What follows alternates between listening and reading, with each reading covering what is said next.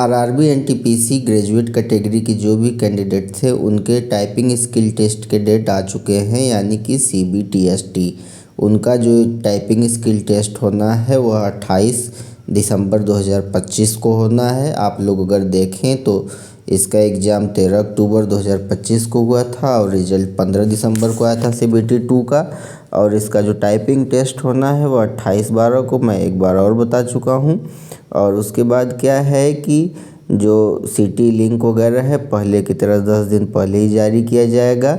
और जो candidate PWBD eligible है टाइपिंग स्किल टेस्ट के लिए वो 26/12/2025 को पोर्टल पर अगर कोई मेडिकल सर्टिफिकेट वगैरह अपलोड करना है तो कर सकते हैं।